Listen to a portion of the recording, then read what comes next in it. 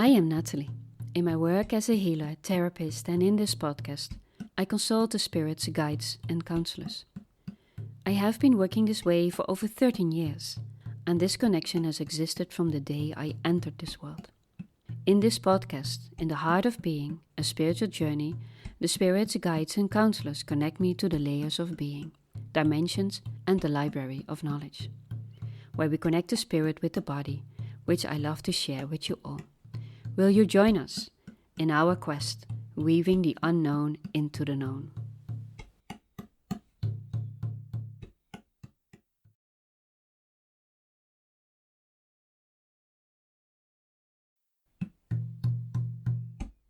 I am Natalie.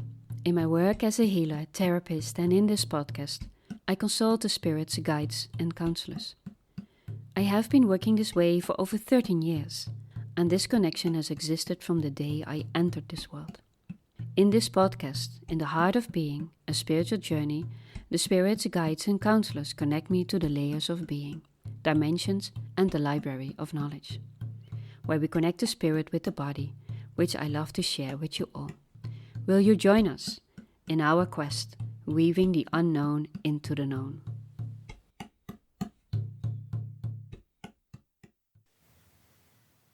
So today, me, the spirits, the guides, and the counselors, going to talk about harmony. It couldn't be more on topic than it is now, you know.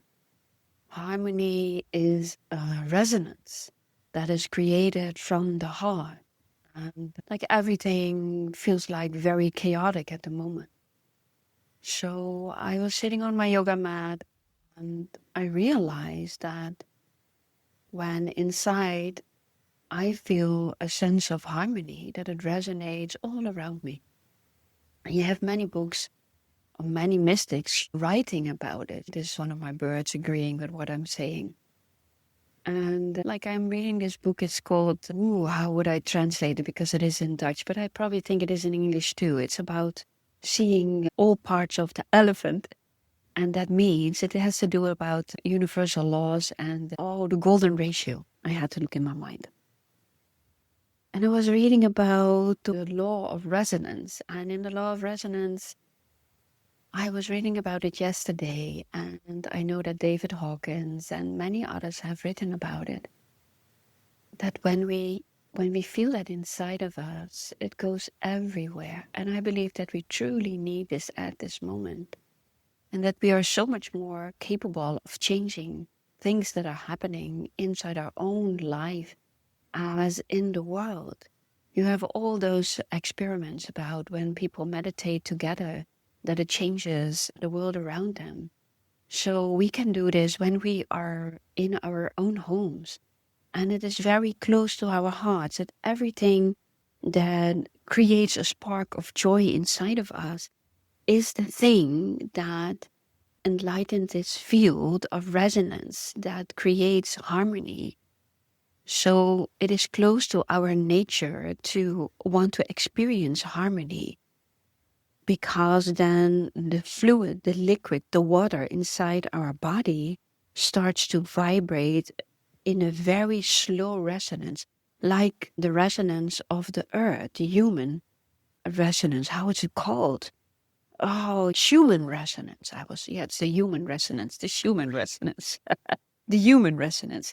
So the water inside our body is resonating on a very irregular and aggressive in a way, like when there is a storm and the water of the ocean is very wild. And many people, the water inside our body is resonating like this, and we become agitated and ignorant and lost in a way. So how do we recreate this harmony, this human resonance inside our own body, inside the water of our body? Because water has knowledge. You have all those people talking about water lately. Lately, they say water is the essence of life. Water is what creates everything. And water has remembrance. And it is time that we start realizing that each of us has the capacity to change whatever we see. But it is not about seeing what is outside. It is about feeling what is inside the water. That is, sometimes something happens in the outside world and it evokes a response inside ourselves. And we get upset in the outside world, but it is the water that is being stirred inside us. And when we start to realize that we are the ones that can go into, it's not that most of the times when I do yoga or when we do yoga, it's being told to us that go to it. I do believe that it is important, the first step, to go towards it. But I do believe that it is even more important to dive into it. Because when we dive into what we experience, to what we feel, two things can happen. If it is something that you have picked up from the outside world, then instantly it will leave you because it is not something that you can change. But if it is something that is from you, then you will feel that you will go deeper into it. And then images come and a sense of release. Because the body is always searching for harmony. It is searching for resonance. It is searching for a peaceful feeling inside ourselves. And we want the water to be calm. So when we reach this stage of inner harmony, then the water goes everywhere. Because water is all around us. Even if we do not see it, it is. It is one of the main ingredients of life. It's one of the main essences of what truly holds everything. It has memory. It has knowledge. It has the capacity of clearing. It holds everything that has happened and everything that will happen. But we are not capable of unlocking all that kind of knowledge yet, because it will come when we start to resonate with harmony, when we start to resonate with the earth again. Then we will understand where we are, what we are, and where we are going. And for now, it's truly important that you look at yourself in your life and see, where am I creating a sense of disharmony in my world around me and in myself. So everyone is a piece of the puzzle. And you are being called to polish your piece of the puzzle. To polish your piece of the puzzle. And the spirits tell me they have missed these conversations. And I did too. And hopefully you also. But getting back to the water. Every time when we go somewhere and we see water, the movement of water, then inside us, we calm down. The movement of water and an open sky is the one that gets us back into the Schumann resonance instantly. We do not need big things to change it. You just need to see it, to focus on certain things, to look at the sky. Even when it is gray, it doesn't matter, because still there is a sense of openness. I look at the water close to your home. And in the Netherlands, we live on water. You know, a part of the country is underneath sea level. So we live in water, you could say. On water and in water. So water can go everywhere.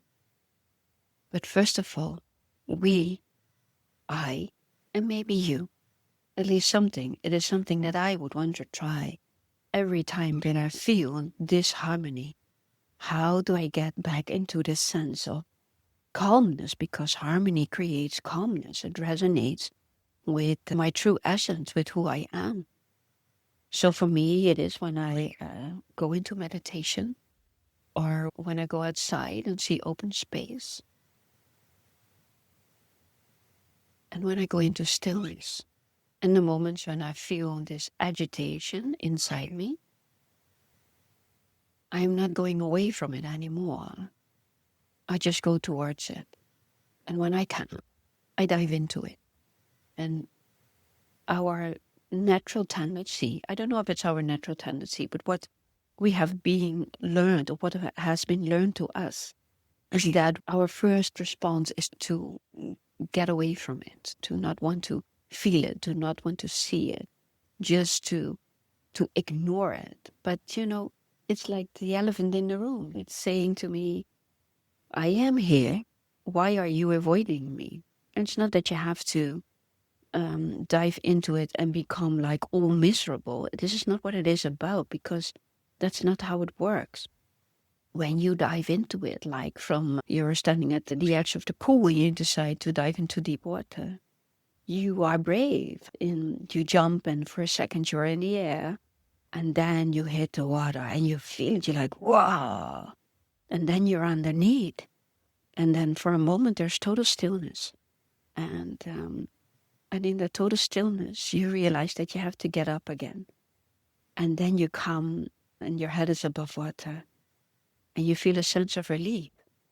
And with everything that's going inside of us, some things are much easier than others. Then we dive into it. And when we come up, we feel that we have left something behind, and we feel a sense of relief and openness. So next time something comes up and you feel this unease inside of you, perhaps you can try this and see if it works for you also. And yeah. So it is all about harmony. Harmony brings us in tune with the water inside ourselves. And water, as I said, has knowledge. And for the first time in so many years, it is speaking to us again. And the spirits tell me it's very necessary that we start to understand this building stone of life. This building stone of life that just wants to, how would I say that? This is interesting, because this big side I made has to do with thinking about it, relax my body. So it is who we are. Most of our body is water. And water never loses its quality, even in the cosmos. It is something that still has its form one way or another. It cannot be destroyed in a way. It can take a different form, but it cannot be destroyed. Interesting, right? Never thought about that. And the quality of water is that when you have 2 drops of water and they come in a certain proximity, then they just become one. So when we learn again how to resonate in harmony, then the water inside our body becomes one liquid again, and not pieces of liquid, permeating everything, our whole body. And then the healing starts to come back inside me. And when people are doing that more and more, then we become the bubbles coming back together again, because we are an energy field of our own. And together we become a stronger energy field. This is also how the law of resonance works. When we start vibrating at a certain level, then other people also start vibrating at a certain level. As they say, all those mystics say, like, when you have a high frequency, low frequencies cannot exist in a high frequency. So when you start resonating in harmony, we change not only our own lives, but everything that is around us. And the more people do that, the more we change what we see in the world. Not by our mind, our ego that wants things to be different, but from our heart and from the knowledge that ever will be, that needs to be. When we realize Water is the true essence of life. Next time, me, the spirits, the guides, and the counselors will talk about addictive behavior of negative thinking and negative behavior. Or perhaps we will talk about hope versus wish. For when we hope in a way for a better future or whatever we hope for, in a way there's a little bit of doubt. But when we wish for a better future or wish for something to change, then in a way we open our heart for the thing that could come into being. And perhaps a whole new topic arises when we start recording again. We will see. In the meantime, you can connect with us on natalieneveli.nl and on Instagram, in the heart of being. Thank you for listening. See you next time.